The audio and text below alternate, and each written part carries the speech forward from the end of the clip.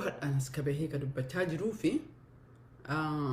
dubbiin tuni jalqaba ka dubbachuu didee fi akka ittiin fufnee fi akka keessa hin deemnee fi amma immoo sheekoleen gariin waan dubbatan dhagahee I think xiinxala kiyyotootti kenne jedhee isin dhufee jechuudha. Kara saniin dhufee jedhee viidiyoo challee ofii kiyyaallee irra deebi'ee ilaale jechuudha. Fakkeenyaaf viidiyoo conversation waa hedduu dubbachuu dandeenya kanarratti isin galee namni kun nama individuaalidha akka mataa isaatti dubbatee jedhee miidiyaan kun ammoo akkuma miidiyaa ofitti abbaa barbaade mirga qabaa fideetiin achitti gochuun responsiin nuti kennaafii jirru akka waan dhaabatti kennaafii jirra. Gara kaaniin ammoo jechi namtichi individuaalii kun jedhee jecha hedduu miidhaa lafee ummata amantaa musliimaa jala deemuu lafee tuqee jedhe. Namichi kun ammoo ka godhee akka nam tokkotti godhee jedhe. Kanaafiyyuu deebiin nu deebisu nama maraataa maraaf akkasi ta'uu qaba tokko sanii lammata irratti ammoo akka irra deebitanii xiinxaltan ka barbaadu an bakka wanti guddaan haasaan sun ka jalqabe yoo yaadatan taate specifically ana fi mallaqa ummata irraa fuudhee kana namoota mallaqa ittiin kennin kana miiliyoona walakkaa gadi miiliyoona 5 lakka fuutee ka jedhu dhagahee jira.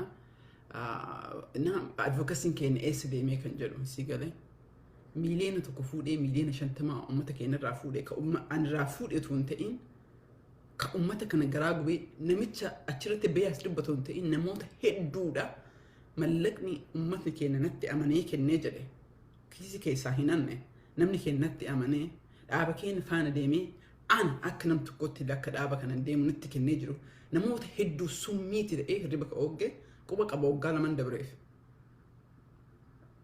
hin dhagaa bakka hedduutti qabsoo Oromoo kana keessatti namni hedduutti hirmaatee jira. Keessattuu ammoo ka akka musliimaa itti hirmaate hin jiru. Kun haqa rabbiiti. Ani waaqeffattuudha isiniin jedhee jira kiliridha. Hiriira irrattis ta'ee mallaqaanis ta'ee du'iinsaadhaanis ta'ee qabsoo Oromoo kanarratti hirmaatee jira. Haa ta'uu malee walitti makee haasaa jira. Ka uummata natti kennee fi naqarsoota itti ta'anii bakka hedduutti namicha kana qofa miti bakka hedduutti haasa'amaa ture. Sigalee haasa'amu ammallee akka uummanni kennan mallaqa guddisee natti kennu hedduu isin gaafadha hedduu kennaa jirtanii galatoomaa jira. Because haasummiiti ta'u. Garuu ittiin isin deebi'ee jira. Sheekolee dubbataa jirtu santu akka malee na miidhaa jira. Because iyyaadha sheekni tokko maal jedhee hiriira irratti lakka hin hirmaanne jedhe. Hiriira deemaa dhufu kana hiriirri dhufaa jiru kana ka itti bahaa jennee isiniin bootti jirru kun hiriira Jawaar Muhammad fa'a dandamachiisuu fi warroonni kunoo achirratti haasaa jiru mee of duba deebinee haa xiinxallee ilaalle jennu Itiyoophiyaan kanu ajjeesaa jirtuu fi nuti islaama taanee fi miti Jawaar Muhammad islaam otoo Jawaar Muhammad amaara ta'ee yookiin silxee ta'ee islaama ta'ee hadhan salaataniif Jawaar Muhammad ka Itiyoophiyaan ka amaara itti kaatuu fi Jawaar Muhammad Oromoo waan ta'eef ka ittiin haafee jibbu ammoo waan isaan dabree fi waan isaan irra beekaa ta'eef otoo tolte isa ajjeesanii Oromoo keessa yuusin jedhaa jira bar ka Jawaarin ajjeesuu barbaadu equally Oromoo keessa jira akkuma equally akkuma diinni isa ajjeesuu barbaadu diinni mallaquma uummanni Oromoo itti kenni kanaaf namichi sun achirra maal dubbataa yaadattanii sigalee abaa akkanatti diigee jedhee dubbata. Ani Jawaar nama wajji guddadhe jechuu dandeenya. Bara tokko eebbifamne hedduullee waldaan walitti haasaallee waliin qabnu jechuu barbaadeetiin. Ani isaa dhaaba diigu isaa amantii leellisu argees dhagaheellee hin beeku. Garuu of duuba isin deebise akka kophaa kootti dubbadhaa jira naaf galeessin jedhe. Kan hin dubbadhuuf ammoo ammallee deebi'een jedha. Sheekolee hiriira as dhufaa jiru kana irratti ittiin hirmaatinaa isiniin jettu jarri hamtuu ta'anii fi midhaanii waan jala hin deemneef jara san hin beeku. Garuu ammoo hoo eenyu miidhaa jiru namtichi sun achirratti akkasitti kaateef Jawaar musliima ta'ee fi miti. Warroonni musliimaa kana keessa kasinitti dhagahame. Nabi Muhammad tuqamettanii ka isinitti dhagahame. I understand garuu inni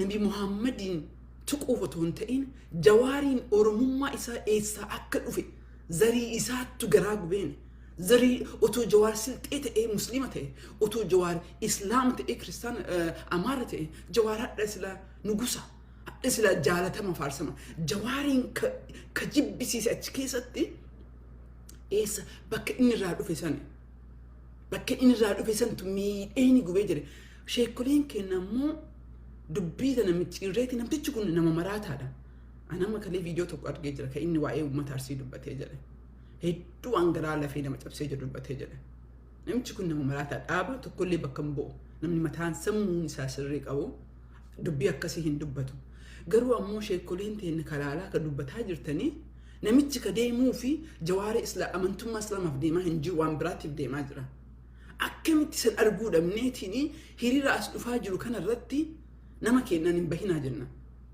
namichi kun otoo toltee jawaari manidhaa keessatti otoo hin ta'e otoo toltee jawaari ofii isaatiiyyuu lafee isaa gogaa irraa quncisee nama nyaatuu barbaadu namtichi isa fidallee innillee nama jawaariin otoo toltee jiraa isaa nyaachuu barbaadu particularly dhimmi kun dhimma jawaari malee namtichi kun amantaa musliimaa of course bakka achirratti illee tonte achirratti illee dubbatee jira jibbinsa amantaa musliimaa ni qaba tuffatiinsa dubartii amantaa musliimaa akka tuffatan irratti jibbinsa guddaa qaba garuu dhiiroo yeroo kana keessatti namtichi kun waa hedduu adda baasnee qabnu adda baasnee ilaaluu qabna namtichi kun eenyuuf deemaa jira sun very important because qabsoo kanarratti harka 78 yoo xiqqaatee warroonni qabsoo kan keessatti bahaa jiru warroota amantaa hordoftoota amantaa musliimaati ka ru'ii isaaniis gabbaraa jiranii ka mallaqa isaaniitis gabbaraa jiranii amantaa kana so nutillee warroonni amantaa kana hordofne acknowledge goona hin beekna hangami warroonni oromoon hordoftoota amantaa musliimaa qabsoo kana keessatti hangam gumaachaa jiran impaayerummaa oromummaan amantaa musliima fudhateeyyuu jibbiinsa sana nafxeenyaa jibbiinsa irraa kan ka'e amantaa fudhatee jedhe oromoon dur hundinuu waaqeffataadha amantaa musliima akka fudhateeyyuu jibbiinsa haftoon qabsoo oromummaaniyyuu hafte ergi guddaan achi keessatti haftee jette in yaadadha se dipaarmentiitti yeroo baay'ee haasaa daddaara isinti dhufee dubbadhee jedhama wanti oromoo ka adda godhu naan jedhe amantaa maraa wal qabatanii deemanii wanti akkasiisanii gosa biraa keessatti hin agarruu jedhe kun warra adiitu nun jedha namtichi kun ammoo ka barbaadu akka sheekoleen teennam of oromoo as amantaan baastee oromoo kiristaana irra deebi'aa namtichi kun churchii yookiin dhaaba representing godhu akka ilaalcha kiyyaatti mataa isaa representing godhu nama maraatee fayyaan qabnitu amantaa ummata biiliyeenaan jala deemaa jiru akkasitti tuffatee jira garuu inni ka isa aarse utoo jawaar muhammad silxee ta'e utoo jawaar muhammad sababraa ta'e amantaa musliimaa irraa rakkoon qabu soo sheekoleen teenna qabsoo kana keessatti ka deemaniif iyyuu jawaari hiriirri kuniyyuu ka bahuu qabnaan baana bahuu qabdan telefoona bilbiluu qabdan koongiresii katabuu qabdan jedhan ru'ii namicha kana hambisuu barbaanna akkamitti hiriira kanarra hafaa jettanii uummata gorsitan soo warroota sheekolee qofa otoo hin ta'in warroonni jala deemtanii dubbii kana islaamee ilaalaa waggaa tokko keessatti yoo xiqqaate waggaa lamaan dabre kana keessatti bara kanaa fi bara dabre irratti oromoo 100,000 du'ee jedhe 100,000 mana hidhaa keessa jira sheekoleen tunniin gariin akkuma paasteroota amma waa'ee sheekoleen nan dubbadhu particularly waa'ee islaamaa dubbii kanarraa walitti waan dhufeef malee paasteroonni illee gaheen jira tokkuma jechuu kiyya hangamtuu du'iinsa nama kennaa kana hangamtu dubbataa ture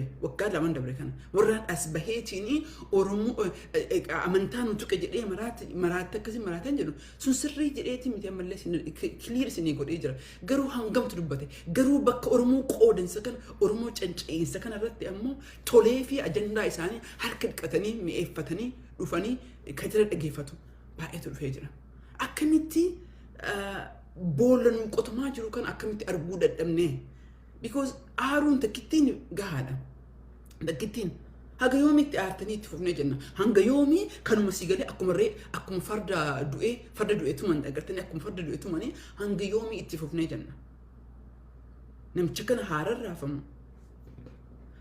haararraafamu jettanii warri dandeettan obviously sun akkasitti hafeetiin nuti ammoo miyoo dhugaa dubbannee jenne engaddaan abbootii gadaa waan Oromoo keessatti ta'een beekni abbootii gadaa 41 waliin jila abbootii gadaa fuudhanii 14 qaama jala harkinee jirra ka du'anii jedhan otoo sheekolee ustaazu guddaa kenna Oromoo keessa 14 qalanii akkasitti yookiin ammoo paastaroota kenna ka ortodoksii 14 otoo akkasitti ajjeesanii reeffa fidanii hadda sila warri amantaa kiristaanaa hordofu akkana cadhisee ta'a. Sila sheekolee 40 duute kun yeroo tokkoon meesin taa mul'atu jila tokko ummata tokko keessa ummanni karrayyuu jechuun ummanni Arsii mataa isaatiitti kuma miliyoona 15 ol baay'inaan karrayyuun ummata 100 gadi 100 kana jila guutuu irraa qalani cadhisnee ta'aa jirra. Yes, Nabi Muhammad kun hammam akkasin miidhan gala. Garuu maaliif du'iinsi abbootii gadaa kun isin miidhuu dhabde? Because akka Oromummaa waliin qabna. Amantaa martinoo amantaa adda addaa qabna. Gariin Musliima, gariin waaqeffata, gariin Kiristaana. Oromummaa waliin qabna. Maaliif isinitti mul'atuu dhabde? Maaliif sheekolee ta'een sanniini gorra imiinsi duuti abbootii gadaa jila abbaa gadaa yeroo tokkoon akka fitatu maaf nuti nagamuu dhabne? Because takkitti keessan manne mee dhiiroo mee isinummaan of gaaf wanna kana dubbadhaa jiruu fi baay'ee natti dhagaamee jedhe. Because otoo kiristaana paasterii priistii 41 yeroo tokko fixanii silaa chaarchol Oromoon Chicaagoo bakka jiru kanatti charchitu jira. Minnesota DC keessa charchii 6tu jira ka Oromoo waan hin beeku. Minnesota keessa charchii 2-3tu jira. Isteeta 20 kana keessa xiqqaate charchii 15-20tu jira. Charchoonni kun silaa baateetiin hadda hiriira baatee jetti. Hadda silaa koongiresiin dhagaheetiin dubbatee jedha. Otoo musliimonni 40 yeroo tokko gorro aamanii sheekoleen kenna otoo gorro ajjeefamanii hadda sheekoleen ta'inna otoo fakkeenyaaf abbootiin gadaan sun otoo amantaa musliimaa qabaatanii sheeka ta'anii namichi maraataan kun asitti Nabi Muhammadiin arrabse warri kun silaa hadda boohee hiriira baheetiin warra kana sagalee ta'ee jira. Ka sagalee ta'uu dhabeefammoo yes namtichi kun sirrii ta'eef miti. Sagalee ta'iinsa bira dabreetiin warroonni namtichi kun xiyyeeffate namni kun ka xiyyeeffatee fi akkuma duratti isiniin jedhe otoo Jawaar musliima ta'ee gosti isaa Amaara yookiin Silxee yookiin gosa biraa ta'ee hadda akkanatti maraatan.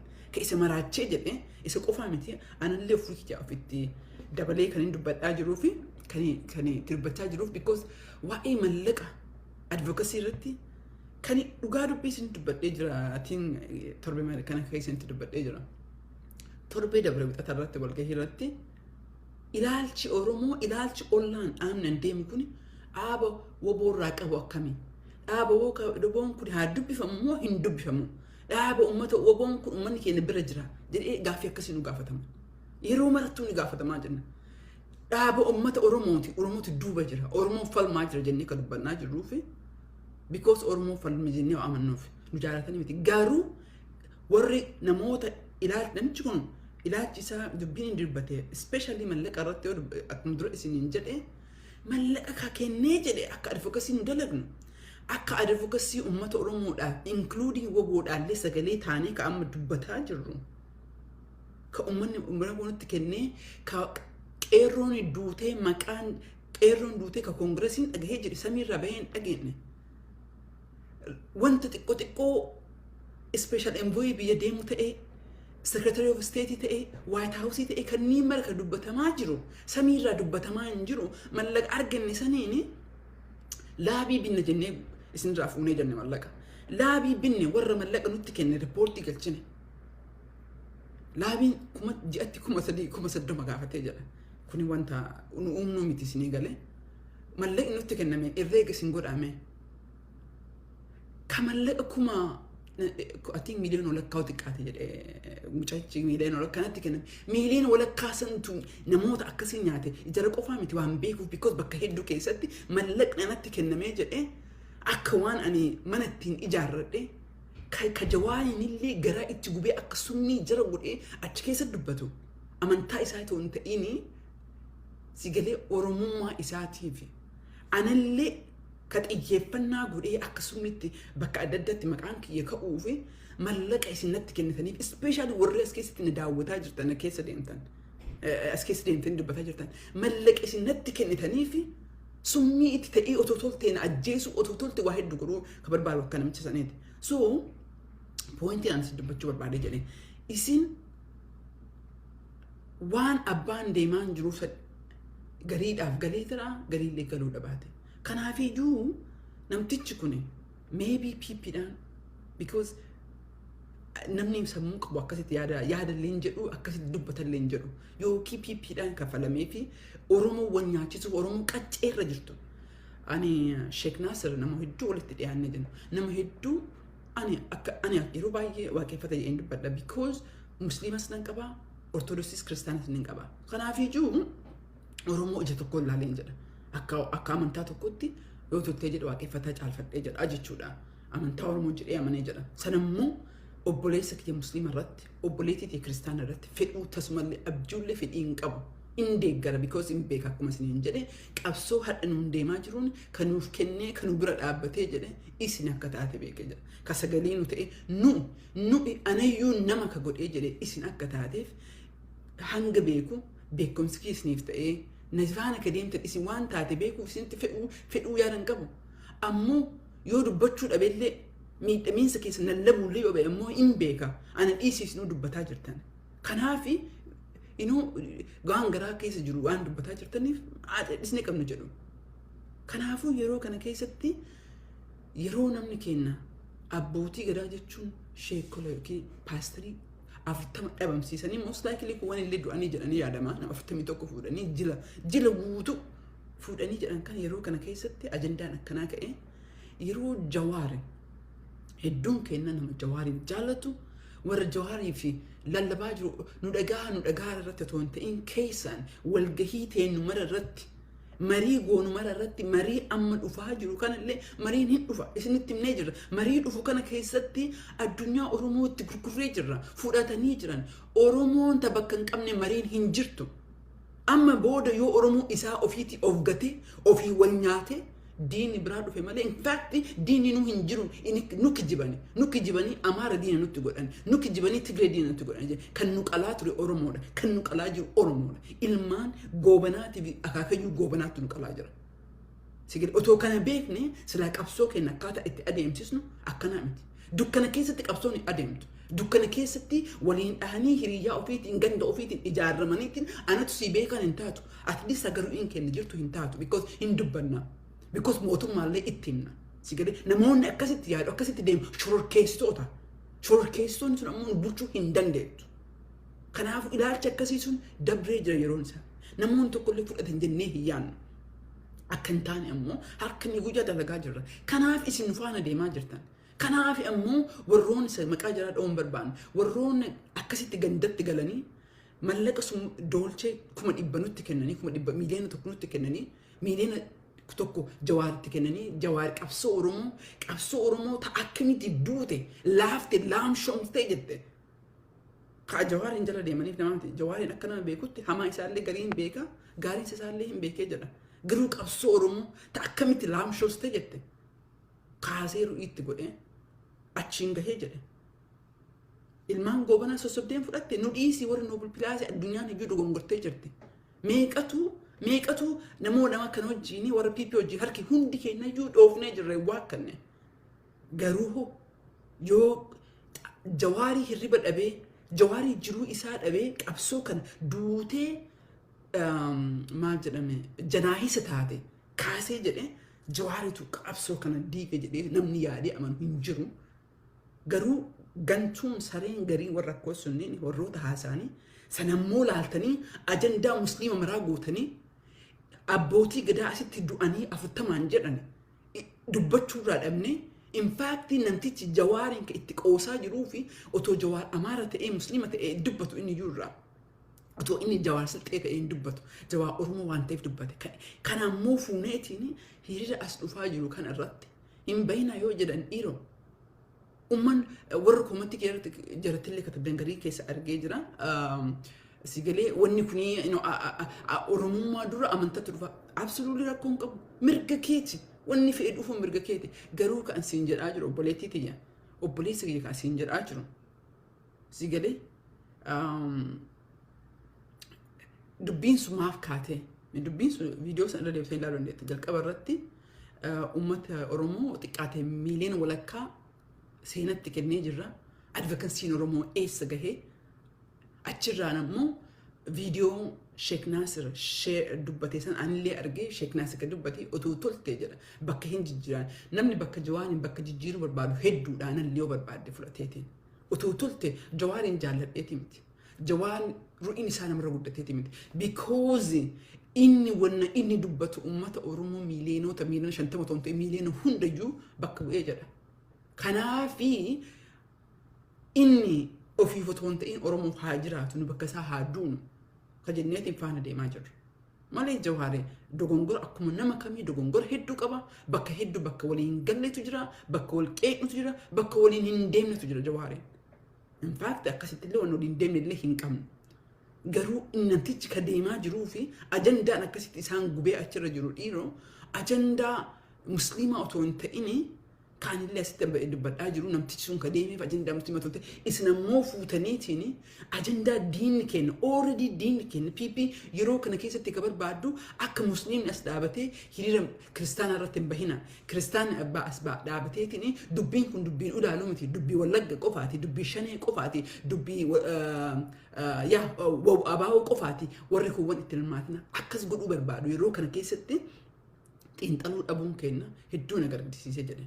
Kanaafillee ammallee ka dubbadhee irra deebi'ee dubbadhaa jira dhiiroo namtichi ka dubbatee fi dhimma biraati akka ilaalcha kiyyatti wanni dubbatee dhimma biraafillee yoo ta'e dhimma biraafiyyuu inni wanuma fe'e biyyuu dubbate Jawaarumaafiyyu haa deemu wanni Jawaar biraa duballi jiruufillee haa deemu akkasitti amantaa san qeequu sirrii miti. Garuu hanqinni keenya karaa jiru ta'ee jedhe yeroo namni keenya akkasitti qalameetiin jilli tokko guutuu mee yaada otoo olmaa musliimaa walitti qabamtee olmaan sun marti otoo ajjeefamtee akkam taate akkam isin dhagahamee jira. Olmaan sun guutuun ajjeefamtee namichi musliimaa tokko otoo kiristaan arrabse Oromoon kiristaanaa as teettee waan biraa du'iinsa keessan dhiisteetiin namichi bari gurbaan tokko akkanatti Jesus Christiin arrabse jettee haasofte akkam isin dhagahamee jedhamee dhiiroo. Akkam isin dhagahama otoo si galee olmaa musliimaa 50 yeroo tokko gorraamtee warroon Oromoon kiristaanaa namtichi tokko maraataan ka maybe kiristaana illee ta'uu musliima illee ta'uu dhabaata warroota musliimaa arrabse irraa haasofte sirrii miti. So kanaafiyyuu kanarrattuu kan hin jedhaa jiru dhaamsi amma isinii himee jedhe mariin amma isinii dubbadhee jedhe akka seenaatti isinii dubbadhee jedhe garaana nyaattii fi because qabsoo kana keessatti hammam akka kafaltan hammam akka maatiin keenya kafale maatiin keessan kafalte especially warroonni musliimaa mallaqaan hirribaan sammuudhaan warroon asseettaniitiin qabsoo kana keessa butan waanan beekuufi warreetu musliimaa jedhu dhimmi kun musliima irratti qofa waan haasaamaa jiruun jedhu malee akkasumas kiristaanos ka dubbatanii ka itti malee namoota xixiqqoo kaansarii Oromoon keessa jirtu hin jirti kaansariidha maqaa Oromootiin lallabdee jetti. Jiruu isii guutuu waggaa umriin jaraa 60 waggaa 40 dabree fi qabsoma kana lallabdee jetti garuu qabsoo Oromoo kanaa fi wanna Jawaar godhuu dhiisi ollaa isaallee hin bulle otoo tolte Jawaariin quuncanii nyaachuu barbaadan maalii fi qabsoo Oromoo tana du'ii itti godhee qeerroo lafaa kaasee bakka mara jijjiirama fidee jedhan. Jijjiirama san dadhabinna keenya dogongora keenya waa uummata eenyu taa'ee gonfachuu dadhabne jenne hadda deebine iskoor waan irratti kaanee jirra. Akka advokasii akka seenaatti illee anillee haa ta'e haadha baatu waan nan onneerraa waan godhuuf jijjiiramni dhufaa jiru ammoo waan argaa jiruuf jijjiiramni dhufeef ammoo nuuf dhufee jedhe hin beeka ani inni achi taa'eeti seenatu jijjiirama san nuuf fide jedhee harka naa kennuuf miti. Marii as dhufaa jiru kana irratti marii ka hidhamtoonni ta'e keessa hin jirre marii Oromoon ka keessa hin jirre ka abaa'uun keessa hin jirre mariin kun fala fide jennee ka iyyaanne jennee ka iyyinuufi jarra harka naa dhooftuuf miti jararraa ammoo kireetii argachuuf miti. Oromoo irratti booda dadhabneeti amma booda qabsoon tun ta'umaati. Warroon akkoota kaansarii yeroo jalqabaatiif miti namtichi kun ka dubbate. Warroon akka isaa yaadan ammoo isa qofaa miti hin beekna. So Oromoon laallee sheekureen keenya laallee waan akkanarraa of adabuu qabna. Paasteroonni keenya laalleetiin waan akkana hedduu jabeessinee qeequu qabna. Lafee namaa tuqanii jiran, amantaa namaa tuqanii jiran namoonni akkanaa charchi keessa jiraatan charchi keessa ari'amu. Hoo paartii akka inni jedhutti si galee mariisa irratti akka inni jedhutti warra woboodhaa fi warra kanayyuu walitti fide ana waa hedduutu deemaa jira. Ka ijaara jalqaba ka ijaaramtu biyyi Tigraahii itti aantee Wallagga ijaara akka waan inni dhaaba kana keessatti gahee guddaa qabutti of dhiyeessee jedhe. Sigale akka dhaaba kana keessatti hariiroon TDF fi hariiroon woboo gidduu jiru ka Oromoon hin beekne akka waan inni addatti beeku. Ani garuu natti hin fakkaatu namni kun nama woboo keessa jiru natti hin fakkaatu nama amantaa kiristaanaa keessa jiru natti hin fakkaatu dalagaan isaa namtichi miidiyaa irra jirullee ka isa dhiyeessallee dalagaan isaa Oromoo walitti naquudha. Kanaafuu sadlaallee sheekoleen kenna waan akkanaatti kufuu hin qabnu warroonni amantaa kana musliima jala deemtan ka isinitti dhagahame ammoo ta'uu barbaadan ta'e bisan guutuu jalqabarraa bakka maqaan kiyya dhahameerraa bakka jalqabarraa deebitaniiti hanga dhumaa dhageeffachuu dandeettan. Waa'ee koongirasii waa sadii kaasee jedhanii so kanaafuu akkas ilaalleeti hiriira dhufaa jiru kanarratti dhiiroo hiriira kamisa dhufaa jiru kanarratti hina fina isin jedha keessattuu sheekoleen kenna hina fina keessattuu warroonni musliimaa kenna hina fina of course warroonni kiristaanaallee hina fina tokkollee. Maafi dalagaan PP'n barbaadu dalagaan diinni kenna barbaadu exactly warroonni namoonni godhaa jirtan kan haa gootanii barbaadu. Warroonni du'iinsa Oromoo waggaa lamaaf tokko ittiin dhagahamin amma itti dhagahameetiin iyyaa jirutu dhufaa jira. Naaf gala amantaan ni dursaa garuu bakka kana deebi'aa ilaalaa isin jedha.